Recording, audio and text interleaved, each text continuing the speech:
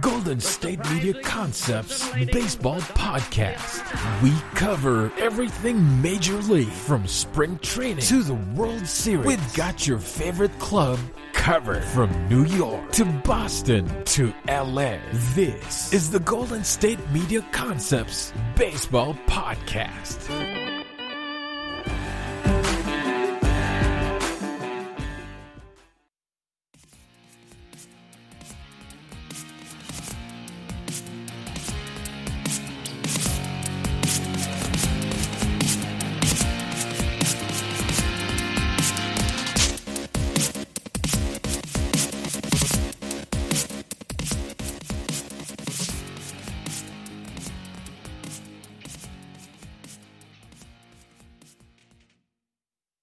All right, thank you all for tuning in to the GSMC Baseball Podcast, brought to you by the GSMC Podcast Network. I am your host, Evan Worley, and everybody, we've made it.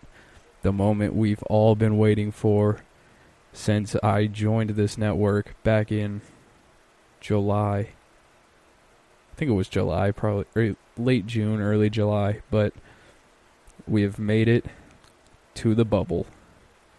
We are at the point, the teams are off to the bubble. We have, we have the Astros and the A's coming on in a little over an hour, or looks like an hour on the dot. Pretty good matchup coming on today. I'm excited to watch that while I can. I have to unfortunately miss the Tampa Bay and New York Yankee game because I have a doubleheader. I am coaching today and tomorrow. We had tournaments all weekend. We have league games going today. So I'm going to be missing these games. I'm definitely recording the Yankees and Tampa Bay Rays because I am not missing a Garrett Cole, Blake Snell matchup. It's just not happening. Like Lance McCullers and Chris Bassett, I would not miss. But Garrett Cole and Blake Snell is the matchup of the day. And it looks like it's going to be the matchup of the first two, I would say the entire LDS. Garrett Cole versus Blake Snell is the matchup of the entire LDS. Hands down. And if they face again, I think the only way that you can make it any better is if it was Cole versus Tyler Glasnow. Even then, you're kind of pushing it a little bit. But,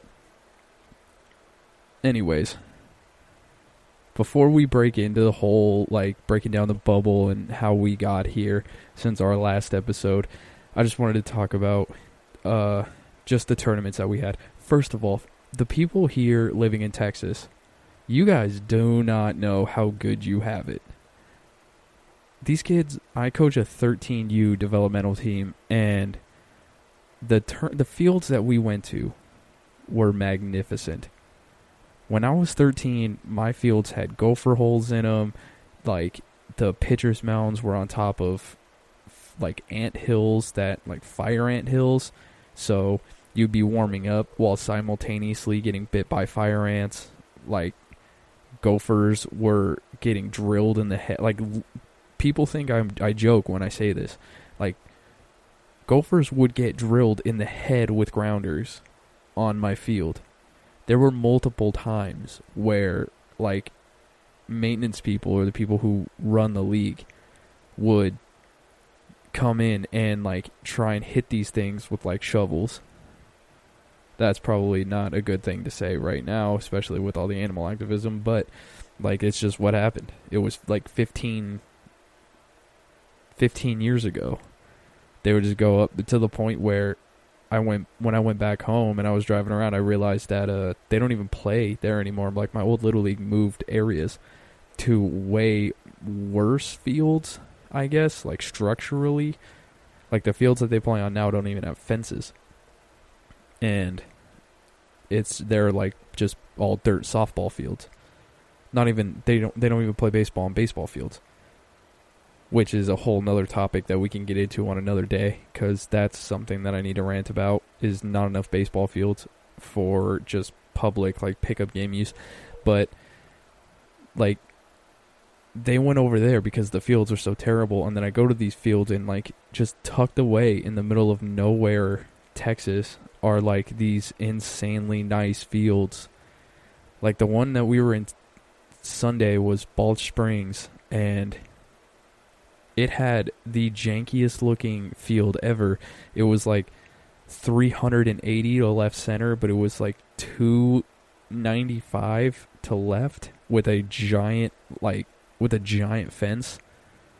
So you would have to hit it over a green monster, or it was like, what was it, the Polo Grounds where you play at in MLB The Show, and it just like dips back in center field. It just hits that straight wall and goes back, and then comes in left or right center. You guys know what? Well, you guys can answer me, but I'm sure that's I think that's Polo Grounds. If not, whatever. But yeah, they were just these incredibly weird looking fields, but they were like wonderful to play on. And I'm just curious. I'm like, has this always been the case? Is California just way overhyped?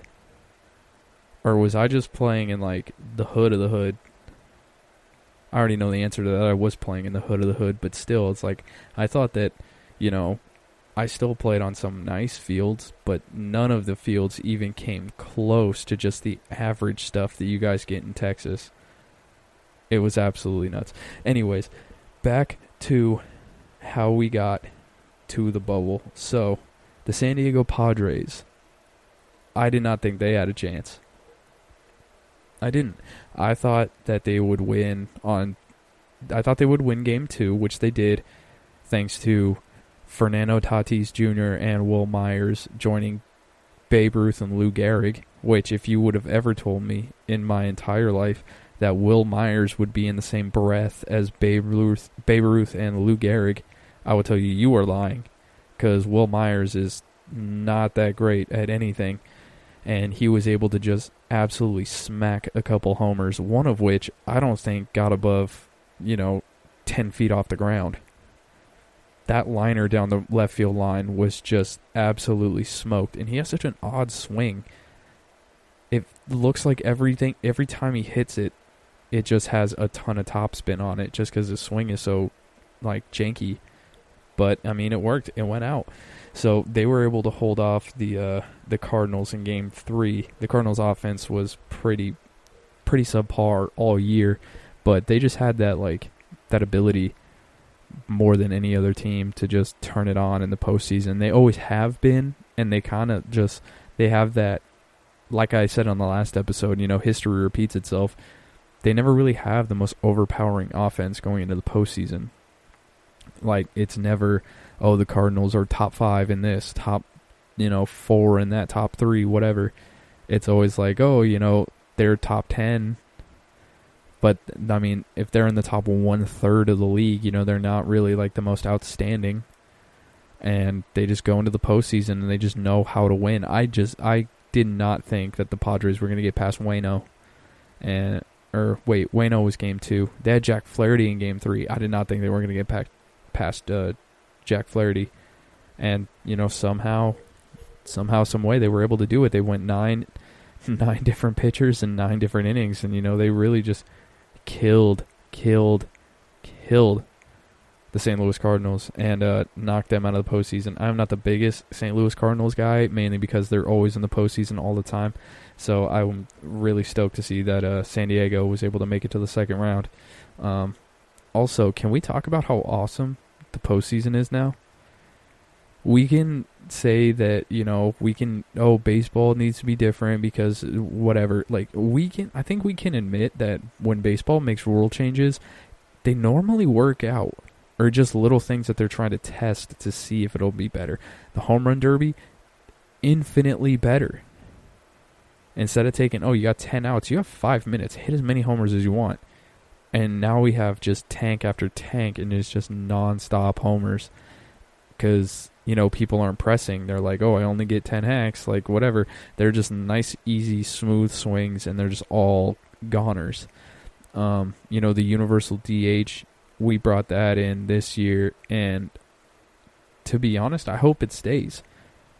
I really hope that it stays, because it just frees up so many options for the National League.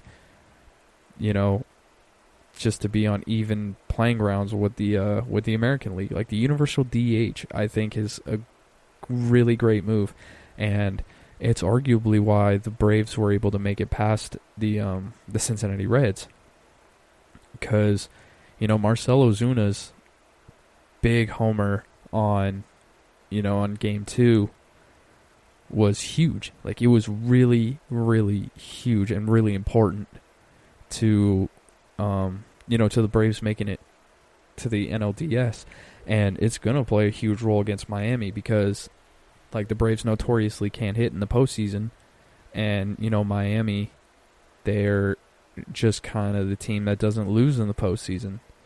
So it's going to be, it's going to be huge. And the fact that they have Ian Anderson and Max Fried throwing 4 of the 5 games, it's good, but it's a little scary because they have 5 games in 5 days. Who like what's going to happen? Like, are we going to have to trust Ian Anderson on 3 days rest? On 2 days rest, actually. That's a lot of pressure. And if you have Ian Anderson throwing game 5, in the bubble on 2 days rest against, a Miami team that his only start against them he lost, that doesn't look like it's really in favor for the Atlanta Braves. Who really knows? And then just with the obviously, we're not keeping bubbles after this year. I really hope not. I think that's the one thing that's kind of lame is the bubble, like just having it in one central location. I'm kind of digging the destination World Series. I think it's only good for football though because it's a one-time thing. It's like it's a one game and you go home. Like you just go there for the week. Or like a few days and just stay there. Like if you're a fan, I don't know, I've never been to the Super Bowl. I've never been around a Super Bowl. I was in Minneapolis the year after they had the Super Bowl, so I just heard the stories, and I heard it's an absolute mess to work for if you're like a college student looking for credits, just like something to put on the resume that you worked for the Super Bowl. It's just like, I heard it's just an absolute mess and not even worth it at the end of the day. But that's something that, the league has thought about was Destination World Series. And, like, yeah, that's cool and everything like that. But I do think that, playing on the home field is, like, really, really something special. Yeah, so I hope that we don't. I know for a fact we're not going to keep the bubble, but still, it's like, it's something interesting. And the fact that there is going to be fans there, I think that the fan reaction, like if you buy tickets to the World Series and you stay in Arlington, whether you're a fan of whatever team is there or if you're just there just to watch baseball, like those people are going to play a huge role to see if Destination World Series are a thing. Like you can call me crazy all you want, but it is a huge possibility because it's going to cause a lot of tourism and a lot of, I mean, look at all the revenue that the Super Bowl brings in. Like, there are diehard baseball fans that will travel to the World Series, especially if their team's in it. If my Atlanta Braves make it to a World Series when I have a stable amount of money and, I have some free time, I'm going. I've always wanted to go to a World Series. The only time I've ever had a team even close to me go to a World Series was the Anaheim Angels back in 2002. And even then, I was 7 years old, and I wasn't even truly a real, like, full-blown diehard Angels fan at that point. I just played on their Little League team, so I liked them. So I think that's going to be a huge thing for the future of baseball, just to see, like, if they do incorporate a Destination World Series. I don't know. It's weird. We're going to find out. So now that we are in the bubble right now, we got universal DHs, 5 games in 5 days. Get ready for some of the craziest baseball you have ever seen. Like, that's really all you can say is this is going to be absolutely bananas. Who's gonna throw 4 different pitchers? Who's gonna throw 3 different pitchers? Could the Braves somehow do 2 starters and a bullpen day and still rely on that? Who is, are the rookies? Are the rookies going to show out? Because not only is Ian Anderson a rookie, but you also have Deivi Garcia of the New York Yankees. And he's going up against the Tampa Bay Rays. And, how much fear is he going to show? Is he going to show up? Is he going to, solidify himself as a young buck who's just going to, not take anything from anyone? Is he going to be, the next Marcus Stroman? He is a shorter guy, and he does show that height doesn't measure heart because he comes out and he just wants it more. Is he going to do that in the big games? Does he have what it's in him? Is it in him to be the big game guy? Sixto Sanchez, he absolutely shoved against the Cubs. But then again, the Cubs also had one of the worst seasons from their star players ever. Like Bryant and Baez barely hit above 200. Anthony Rizzo and Wilson Contreras, they hit like sub 240, sub 235. When you're a playoff team that's vying for a World Series contention and your best hitters are Ian Happ and Jason Hayward, yeah, you're probably not making the World Series. You're probably getting beat. And, Sixto Sanchez lived up to all of the hype. Sandy Alcantara has lived up to his expectations so far. He took a major leap from last season where it was a complete game, 13K shut piece, or it was, he's getting bounced with 6 earned in 5 innings. It's been wild so far, and it's going to continue to stay wild, and I cannot wait to turn on this game. All right, everybody, I'm going to be taking a quick break, and I will be right back with some of the major headlines going into this playoff series. A lot of things have happened this season that you may have forgot about, and I will be going over them after this break. This is your ultimate stop for everything sports. The Golden State Media Concepts Sports Podcast. Should I say more? From the NFL, MLB, the NBA to MMA, it's all in here. The Golden State Media Concepts Sports Podcast. Listen now.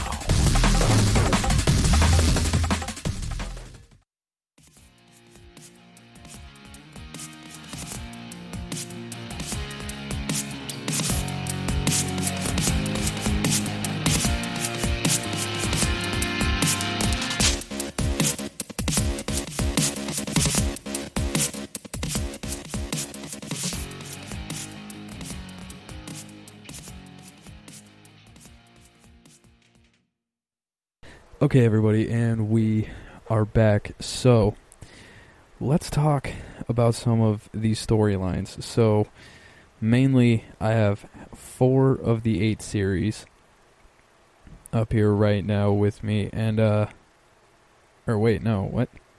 I'm stupid. This is every series.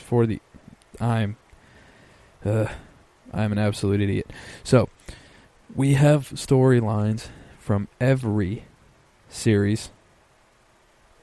And there has been some instances between these 8 teams because I'm an absolute idiot the past 2 years.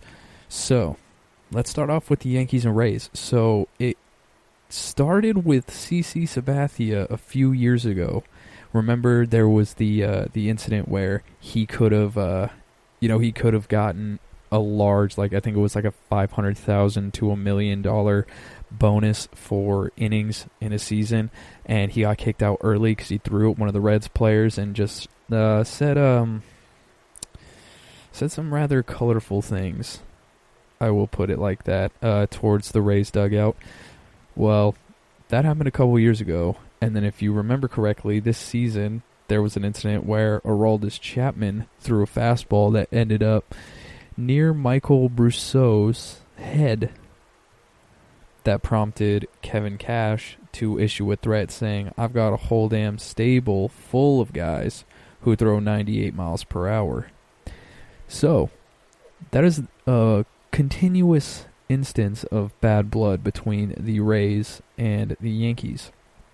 Tonight, being that, Blake Snell is facing Garrett Cole and they really need a win, I don't think anything crazy is going to happen, but when one of these teams jumps ahead and really wants to go for the jugular, I think if it's there's like a 2-0 lead, I think that the team that's down, 0-2 is really going to do something, and this series could get rather nasty. I wouldn't expect a fight to come out, but I could see a fight come out. They're going to have to choose wisely on who they want to throw at. If the Rays were going to throw at anybody, I don't think the Yankees are in a position to where they would throw at anybody on the Rays on purpose. But if the Rays really want to do it, retaliate in the postseason with some, physical damage, you really got to ask yourself, like, who would they even throw at? I think in the first game, if they had to do it, I think they would throw it at Kyle Higashioka. Because, if you look at the lineup, DJ LeMahieu, huge. You got Luke Voit, huge. Gio Urshela, big guy. Aaron Judge, big guy. Giancarlo Stanton, ripped. Aaron Hicks, big guy. Like we pretty much named everybody. Gleyber Torres is a big man. I think if you're going to go throw at somebody, to send a message, they would probably throw at Judge, but if you get him with a full head of steam, running at the pitcher, no holds barred, ready to swing, I don't know how they would survive, to be completely honest. But yeah, these two are going to be going at each other's throats all series, and I expect a lot of bad blood. I expect a lot of words being shot back and forth. I expect people to be. I expect at least a couple benches clearing incidents. I don't expect them to be absolute haymakers, but I expect the benches to clear a couple times in this series easily a couple times. I guess we'll see.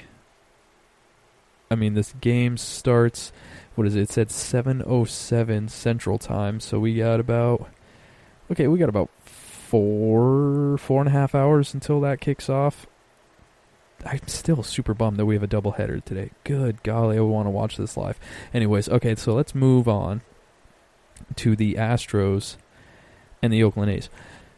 So as we all remember, okay, first of all, before we get to the headlines about this, can we talk about Carlos Correa and how dumb and arrogant this guy is? Like, he might have become the most hated player in baseball ever. I thought that trophy was held strictly by Barry Bonds. Because, the way that Barry Bonds came out, he had all these altercations. I read the book of Balco and everything that happened there, and it was blatant that he did the steroids even though he didn't get caught, because they had for anybody who didn't know, they had a thing that was called the cream and the clear, where the cream was like a steroid and then the clear was something to mask it, to kind of fool tests showing that you weren't on the steroid. And there were other things. There were full-blown calendars on what to take, when to take it, when to be off it, when to put the cream on, when to do the clear, and it was all these other things. And they found one literally in the dumpster behind Balco.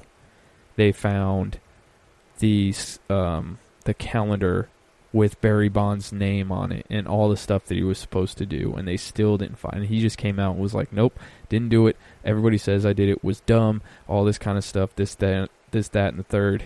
And I think the one thing that was kind of blatant about the whole thing was, his head grew like 3 sizes and his foot grew, and he wasn't fat. That was the thing. It was like, I've lost some weight this year, and with the weight that I've lost, my head is shrank. So I know that your head can, grow, but like, he didn't balloon up to like this massive weight. He was just kind of like jacked. So he wasn't really fat, and his head grew 3 sizes. Like mine dropped like an eighth. So I was 7 5/8. Now I'm 7 1/2. And, his grew like 3 or 4, like 3/8 to a half.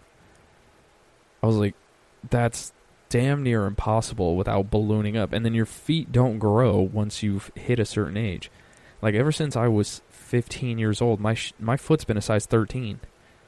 And it stayed that way forever. And it hasn't changed. The past 10 years I've had the same shoe size. And, he went from, Pittsburgh to San Francisco. His foot grew? I don't know. And he was just really arrogant about it. So I thought that the number one hated player ever was going to be Barry Bonds / Jose Canseco. And, I thought A-Rod was going to be on there. But he kind of made a comeback. And he's kind of like baseball's poster boy. That was kind of strange. The fact that A-Rod was able to do a complete 180 like that was wild. But anyways, like Carlos Correa might be this generation's Barry Bonds. Because he just came out and did the nobody believes in us and how's that taste and all that kind of stuff when they made it out of the wild card series against the Twins. Like, I can understand if you were like the 8th seed coming in. Even then, like the 8th seed on the other side of the like bracket was sub 500. Like, it didn't take a whole lot for you to, make it to the postseason when over half the league does.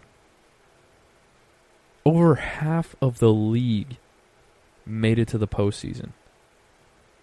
And you're have the nobody believes in us type thing. Yeah, nobody believes in you. Why would they? And you're bragging about beating the Minnesota Twins. They haven't won a playoff game since 2004. Shockingly, not the most disappointing franchise in the state of Minnesota. Sorry, fellow Minnesotans, but I was there for 2 years. I understand the hurt and how terrible all 4 of your franchises are. Professional, I should say. The only one that's actually successful is the Minnesota Lynx. Just saying. But yeah, it's like he's coming out there and he's talking all this mess, and I just don't get it. There's never been a team that I wanted to lose more. There's never been a team that I hated more than the Astros right now, and it's pretty much all because Carlos Correa won't shut up about it. He really won't. At all.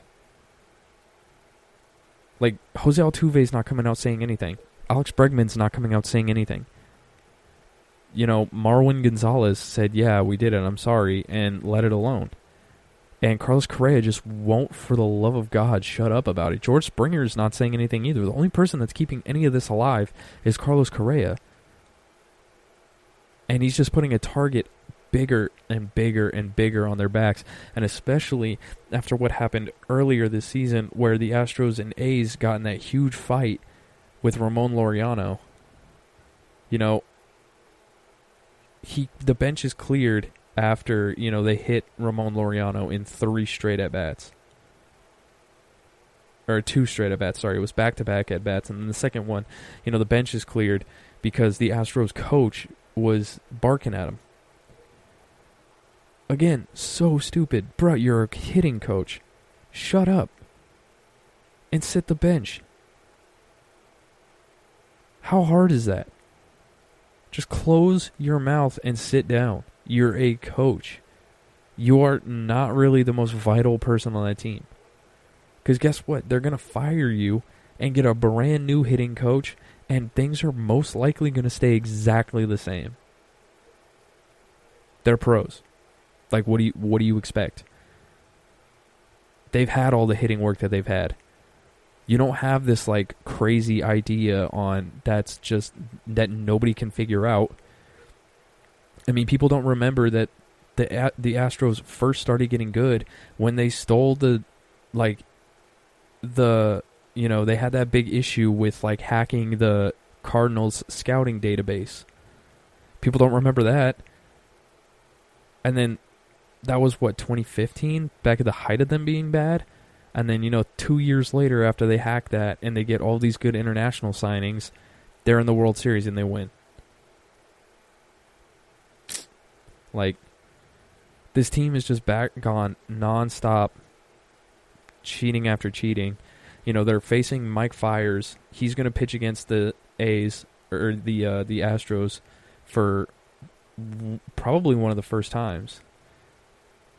Like, this year, he hasn't pitched against them at all. The A's went 7-3 against the Astros this year, and Fiers didn't pitch in a single game. So, we'll see. We'll see what happens in that. I mean, Cintron, he was suspended for 20 games. Laureano's was he was suspended for only 4 games after it was reduced from 6 to 4.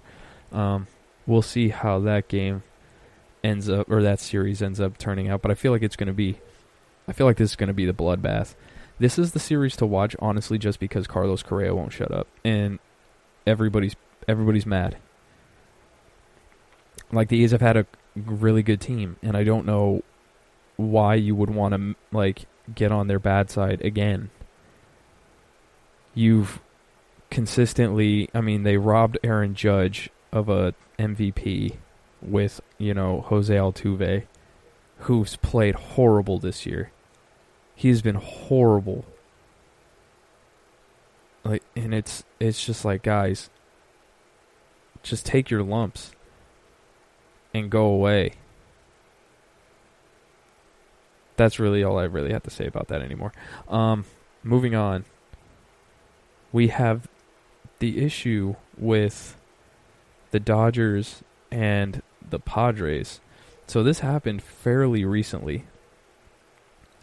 The Padres were famous for just hitting tank after tank this year. They were slam Diego. Every time somebody came out to bat, you were expecting the ball to go out of the ballpark. This is kind of how it was. And it still is to this point. But there's been a little issue, and it happened just a few weeks ago, where Trent Grisham homered off Clayton Kershaw and then marked his moment by ceremoniously flipping his bat, which I love. I love it a lot. Like, he stood at home plate, watched it fly. And then again, that's just a taste of their own medicine.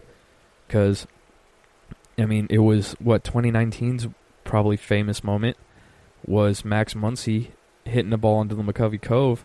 And then when Madison Bumgarner was yelling at him, he said, hey, if you want it, go fish it out of the river. Go fish it out of the ocean. Epic move. 10 out of 10 Max Muncy. But then again, you can't do that and then be mad when someone flips their bat and admires the homer. You got to take your lumps with it, guys. It is what it is. And he was really mad because he screamed at his own dugout, and then he turned and smirked at Clayton Kershaw after he hit that homer. Dave Roberts came out and was pretty upset. He came out and Max Muncy was upset. Clayton Kershaw was upset. And ever since then, they've played 14 games. The Dodgers are 12-2. And in the 2 games they've played versus the Padres since that game, they're 2-0. Now, do I think the Padres have no chance of winning the series? No, I think they have a decent chance, nothing too crazy. But it's going to take a lot. It'll probably, I think it'll go to 4 games. I think they'll pull out one game, but I'm not sure how many more besides that, if any. If I could see this go 3. It just kind of is what it is. Lastly, let's go with my team. the good old Atlanta Braves. Now, this makes me nervous because there's been a long, long history of the Atlanta Braves and the Miami Marlins getting into a little bit of an altercation. So, Ronald Acuna last year was on a huge tear. We all remember that, just hitting homer after homer. He looked pretty much unstoppable. And then, or actually it was 2 years ago. It started August 15th, 2018. And Jose Urena hit Acuna with a 98-mile-per-hour fastball on the wrist in the first inning. You know, he had hit a homer, I think, in like 5 straight games, or like led 3 straight games off with a solo homer to start the game or something like that. I don't know, it was nuts. But he was on that, he's on that tear, and Urena came up and he hit him directly in the forearm. He went to first base, he threw his guard at the mound, it seemed to be, retaliation for a homer and bat flip he had a couple weeks before that. He was out for a couple weeks.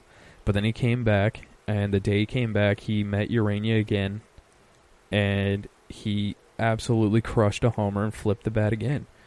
And, it seems like almost every time Jose Urena pitches against the Braves, he is headhunting or just hunting down for, Ronald Acuna.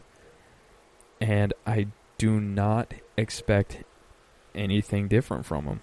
I really don't. I don't expect anything different to happen. I expect the Marlins to come after, to throw at Ronald Acuna and to throw at probably Ozzie Albies, maybe Ozuna. I don't know. They're going to throw at people, and they're going to try and set the tone and get them on their back heels. I think the Braves need to come out just as angry, just as fired up, just as like, hey, we're not backing down from anybody. I get that we're the baby Braves, but, we have Freddie Freeman. We have, Ronald Acuna is a large man. Marcell Ozuna is a very large man. You got Tyler Flowers who can fight. He can fight. These players, we need to show them that we can fight. Austin Riley is a huge man. We need to put, really enforce our will on them and not let them try and punk us. Because they will. 100% they will. And that's another storyline.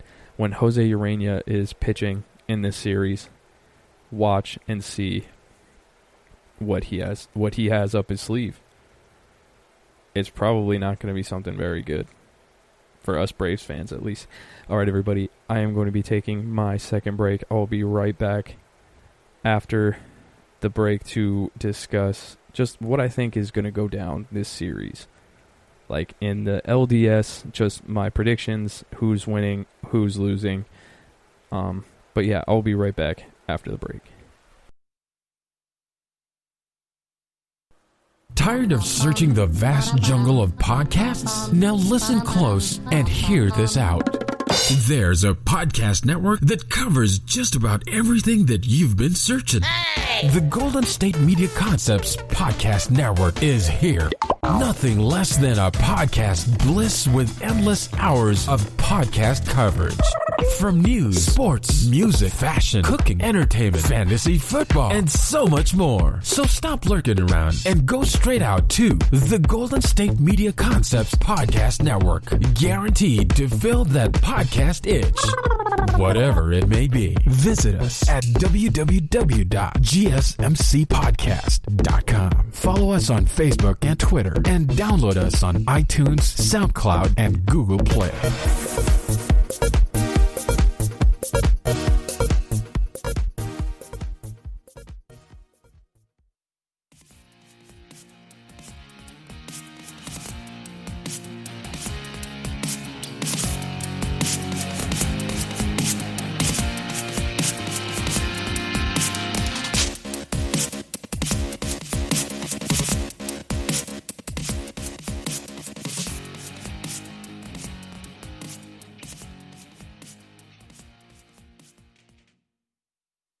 All right, everybody, we are back. So, let's talk about what I think is going to happen in the in the LDS. Sorry, man, I've been goofing all day today. Good gracious. Oh, wait. The game is actually live right now, I think. Yep, 3:07 p.m. It is currently 3:15. Let me get this Hulu up ASAP really quick. Come on. Let's go. It's baseball time. Put this on mute. All right, so we got the game up. So tonight, Chris Bassett versus Lance McCullers. I'm going to make this easy for everybody. Chris Bassett, dub. Easy. Done. Over with. Like, this is just how it's going to be. Chris Bassett is absolutely nasty. He's disgusting. One of the best pitchers in the league right now on one of the best teams, Chris Bassett versus Lance McCullers Jr. I think that the A's can handle Lance McCullers. They're getting the dub there. Let's see. You got the Yankees. Or let's just go on game 2. I'll just go down the line. So you got Oakland and Houston tomorrow, being the day that this day comes out. So technically today, it is Framber Valdez versus Sean Manaea. Now here's the thing, Sean Manaea, the lefties versus the Houston Astros. That was my thing. It's like you got the lefties versus the Chicago White Sox. The White Sox just owned lefties. I was skeptical. You know, they started Jesus Luzardo game 1. He got shellacked. And then they were able to, fix it and turn it around and win both games back to back to get to this point.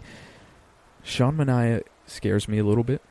I feel like they might lose that game just because the bats will just overpower them. Nothing, more that they would do. Let's see. And Framber Valdez, he's not a terrible pitcher. He really isn't at the end of the day. He had a 5.37 ERA, nothing too crazy, a 1.12 whip. His ERA in his last 7 days, so his last start was 1.29. Let's see, his last game versus Oakland, he gave up 1 run in 7 innings. 1 run, 7 innings, 9 Ks, and that 1 run was a homer. And he got a walk and, 2 runs scored total, but against Oakland he's done fairly well. So yeah, Framber Valdez, I feel like he could come out of there with a win tomorrow. They don't have anything posted past Wednesday, but I do feel like, I do feel like the A's have him. I feel like the A's will take him in 5 because, Bassett will definitely throw twice. He's definitely coming back in game 5 if they're needed to be. I feel like they would lose both lefties, Sean Manaea and Jesus Luzardo. I feel like those were the 2 that will drop down. And, Chris Bassett, Frankie Montas, and, man, I keep forgetting their 5th pitcher. But, yeah, with those 2, with the righty, I feel like the righties, their pitching will be great. Or even if they do, a bullpen day, I feel like the A's will be able to take it on top, come out of the series on top. But first of all, game just started, 1-2 count. Weird. One thing I want to say, weird. Seeing the Astros play the Oakland A's at Dodger Stadium is a very strange feeling. That's the first thing I'm taking away from this. It's just a strange feeling. That's really all it is. Anyways, moving on. Let's go to the Yankees and the Tampa Bay Rays. So the Yankees, Garrett Cole just shoves. It's what he does. It's what they paid him for. The Yankees, they have the hot bats. They live for the postseason. They die for the postseason. They are a postseason team. It's what they do. But one thing that scares me is what are they going to do with their other pitchers, like Jordan Montgomery?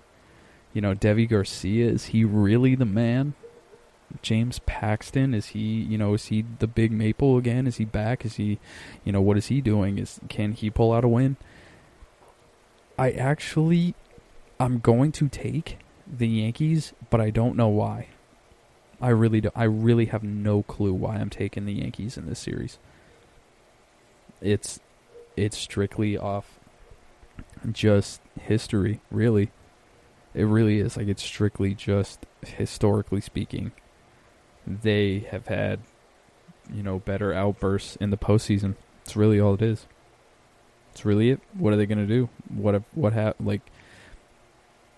The Yankees have done more with less in the past, and the Rays have done, they've also done, I don't think they have done more with less, actually. They had that one run in 2008, and that was really it for them. Can't really say anything else. So I have the Yankees actually in this series. So we got an Oakland versus New York LCS. Also, side note, a Yankees versus Oakland LCS makes me really wish that there were fans in the stadium. Mainly just because New York, with that Oakland rowdy crowd and just history, once again, I will get to this in the next segment, breaking down what happened between those guys, but, just history on, just coming at it again, full circle, and just seeing if the A's can go in there and top the bad boy Yankees, makes me really wish that COVID wasn't a thing.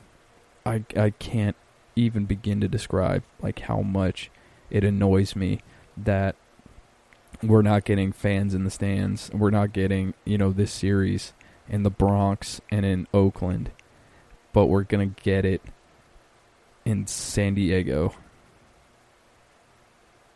That just sounds so horrible.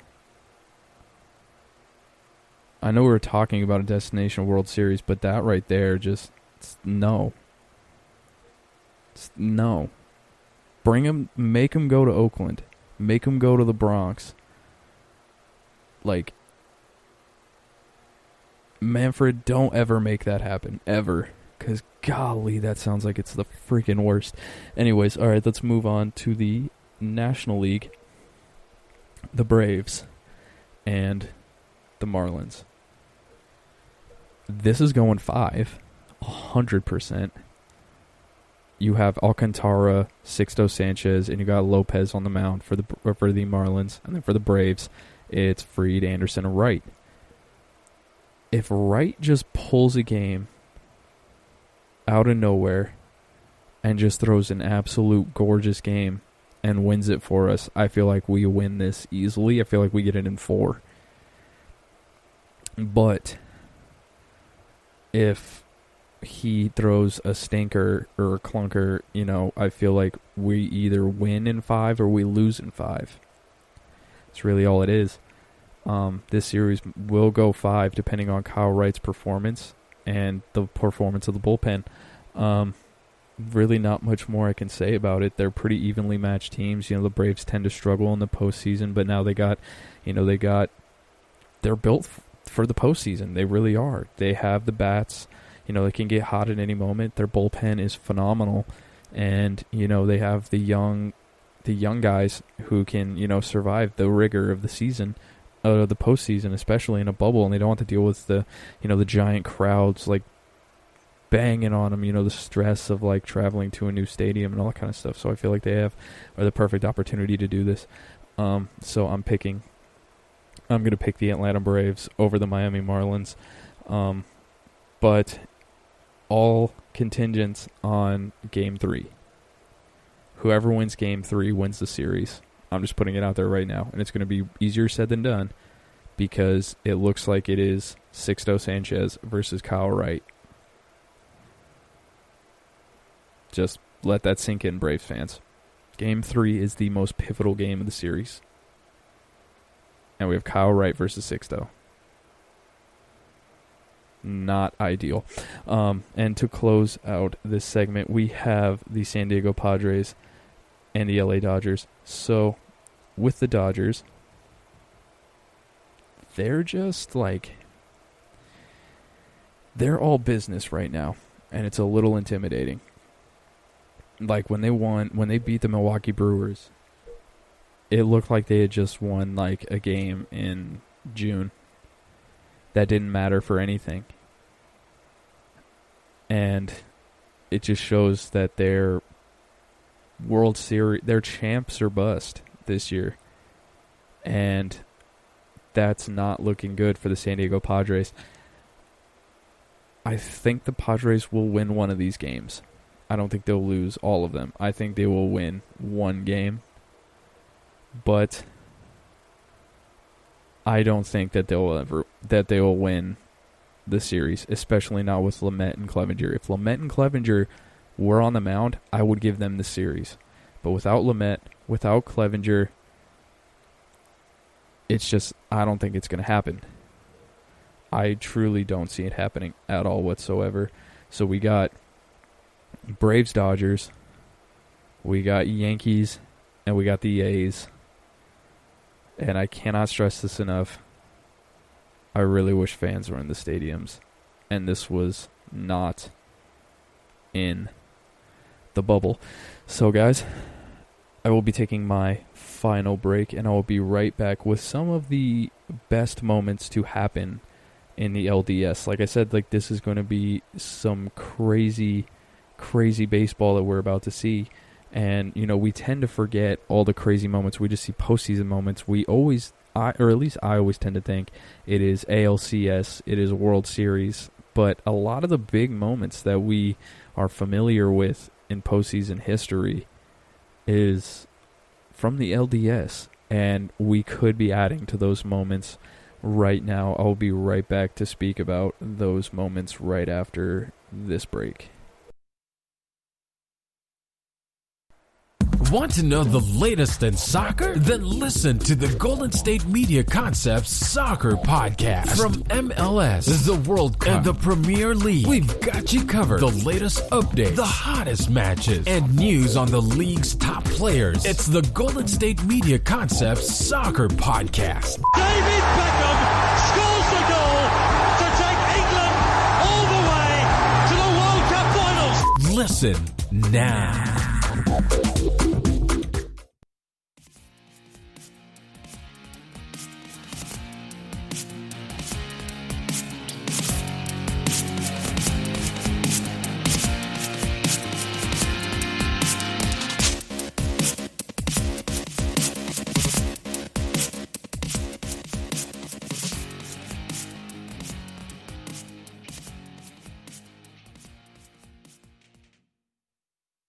All right, everybody, let's close this out the best way we can. So, I got 25 of the greatest moments in LDS history. I will go through them on just importance of basically what I will remember, probably what you would remember, and just how great the LDS has been to us over the past 20 years. So, I'm going to start off. Does anybody else remember 2014 in the ALDS?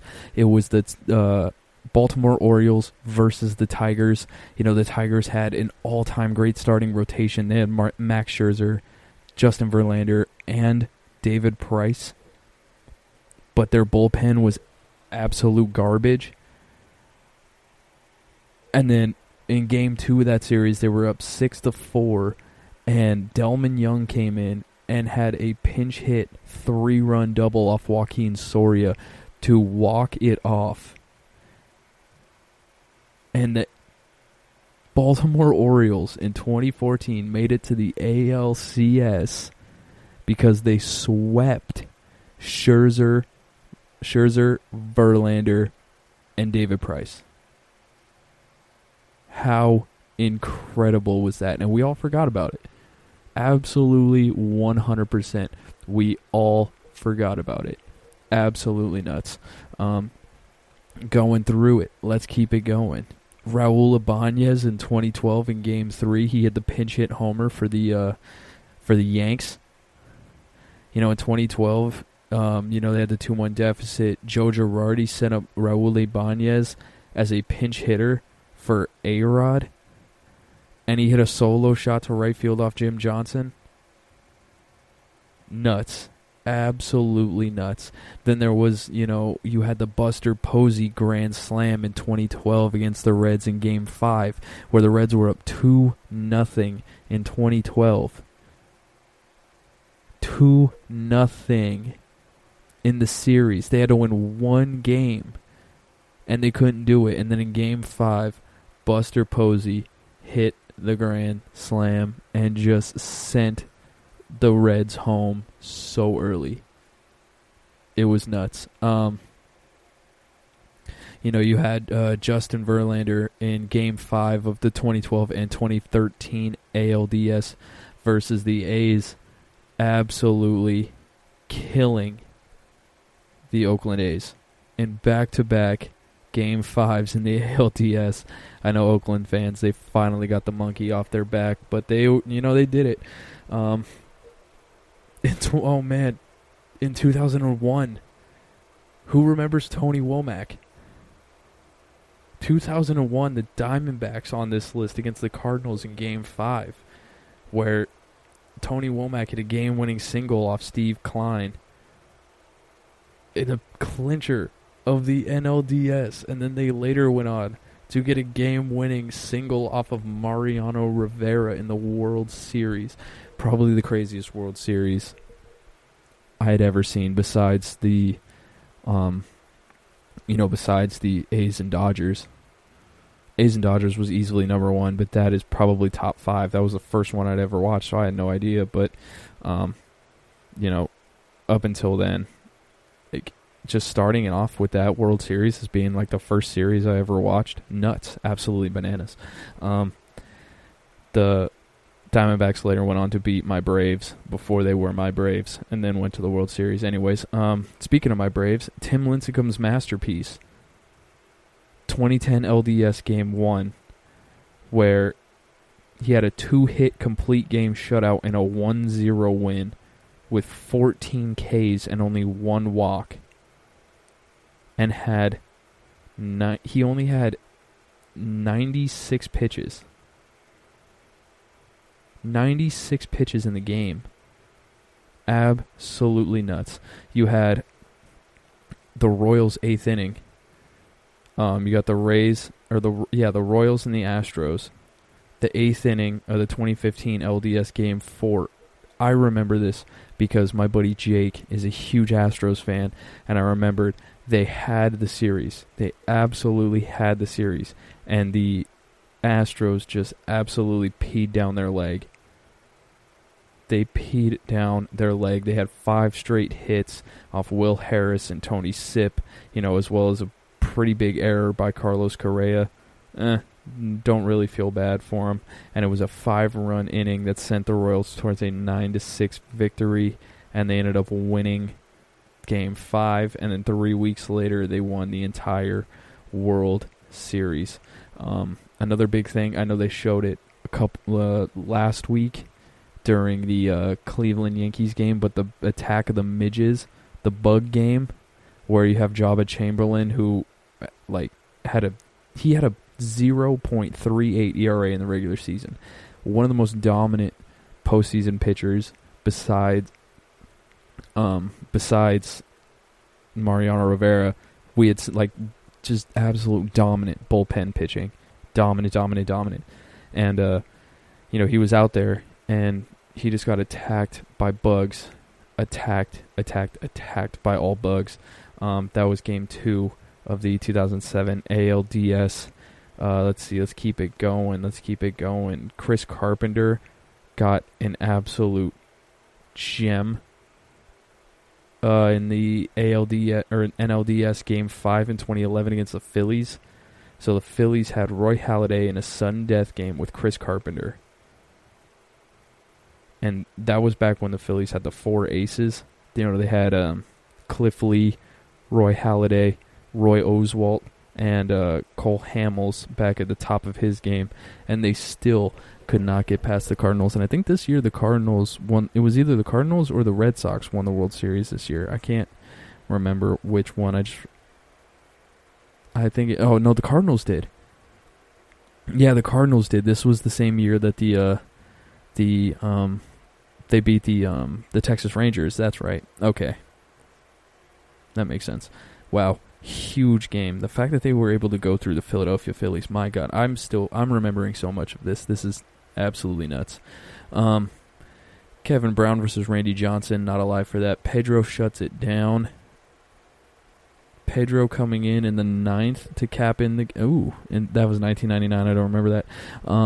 NLDS Game 5, 2019. This was last year. How many of you guys remember Howie Kendrick's Grand Slam? Not many. I didn't. Anthony Rendon and Juan Soto went back-to-back in the 8th to tie it up at 3. The game went into the 10th. Washington loaded the bases off Joe Kelly, and Howie Kendrick hit the go-ahead Grand Slam in the 10th inning of Game 5, infamously sending the Dodgers home, and later going on to win the series. This one hurts. Chris Burke of the Houston Astros in 2005, Game 4 against the Braves, facing elimination. The Braves took a 6-1 lead in the 8th, and it was like, okay, Game 5 is on the way. Well, joke's on you. Lance Berkman hit a grand slam in the 8th. Brad Ausmus hit a solo shot in the 9th. It went into extra innings, but in the bottom of the 18th inning, Chris Burke hit a 2-0 fastball into the left field seats, and I wanted to cry because that hurt like a mofo. I could not believe it. I thought 2005 was such a great year, mainly because that was like the peak of Jeff Francoeur's year. We still had Andrew Jones, and we still had Chipper Jones and Javi Lopez, Rafael Furcal. That was, oh my God, it was such a good team. Now we're getting into like the top 5 moments. You have Pudge's play at the plate where Ivan Rodriguez just gets trucked by JT Snow at home plate, but he hangs onto the ball, and he just has that infamous moment where he's just holding the ball in his hands, like screaming at it, right before they go on to take on the Chicago Cubs and end up beating him. But what a throw by Jeff Conine. Like, what an absolute dime by Jeff Conine from left field. And props to Pudge for holding onto the ball. He got absolutely lit up. Moving on, we have Halliday's no-hitter. His very first postseason game, he threw the no-hitter against the Reds in 2010 in Game 1. Absolutely ridiculous. Big rip to Roy Halladay, one of the best pitchers, one of the most consistent pitchers I'd ever seen. And, it was just one of those things where it was like, I wonder what's going to happen when Roy Halladay finally makes it to the postseason. And we saw it. And he absolutely dominated every facet of the game. Going back to 2001, here's why I think this is why I want fans in the stadium. We forget that the flip from Derek Jeter was in Oakland, 2001, Game 3 of the LDS. Everybody makes that... Every coach likes to do that thing where, like, that play wouldn't have happened if Jeter would have been there on time. I don't really think that's the case. You know what I'm saying? I really don't think that's the case. But, he got there. He made the flip. They got the tag on Jeremy Giambi.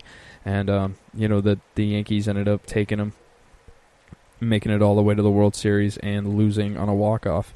And something that was infinitely more fun. You have the Rangers and Blue Jays 2015 ALDS Game 5. The infamous Jose Bautista bat flip. Like, that was one of the craziest moments in the history of the game. It ended up getting, Jose Bautista punched in the face the next season. But I would rather get punched in the face for being a part of history than not being a part of one of the greatest moments in the history of playoff baseball and avoiding getting punched in the face. That's just me, at least. That was absolutely nuts. It was, the New York Times called it the most ostentatious bat flip in MLB history. And it was. It really was. And number one, I think the number one moment of the LDS, I agree with this list, 100%. is the play that saved Seattle baseball. Everybody knows it. It's the double. Edgar Martinez, his double down the line in the 1995 ALDS Game 5, where, Griffey scores from first, and they don't move the Seattle Mariners from Seattle. That was a big thing at the time. They're like, who's going to, will they keep baseball in Seattle? And they really needed to win that series to get a new stadium, or else they were going to move. And, they made it happen. They won the game. They got the new stadium, and I think they've only made the playoffs once ever since.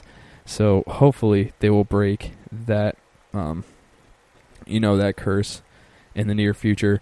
But that being said, everybody, that is going to be our show. I will be back on Friday with a brand new episode. Enjoy your week, enjoy your families, and enjoy the LDS. You can follow me on Instagram at EvanWardley23.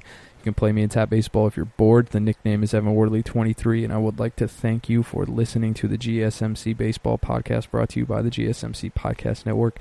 I would like to ask you to please remember to subscribe to the show and write a nice review, because it helps us out. And if you can follow us on Facebook, Twitter, and Instagram, thank you all, and have a great week. I will see you on Friday. You've been listening to the Golden State Media Concepts Baseball Podcast, part of the Golden State Media Concepts Podcast Network. You can find this show and others like it at www.gsmcpodcast.com. Download our podcast on iTunes, Stitcher, SoundCloud, and Google Play. Just type in GSMC to find all the shows from the Golden State Media Concepts Podcast Network, from movies to music, from sports to entertainment, and even weird news. You can also follow us on Twitter and on Facebook. Thank you, and we hope you have enjoyed today's program.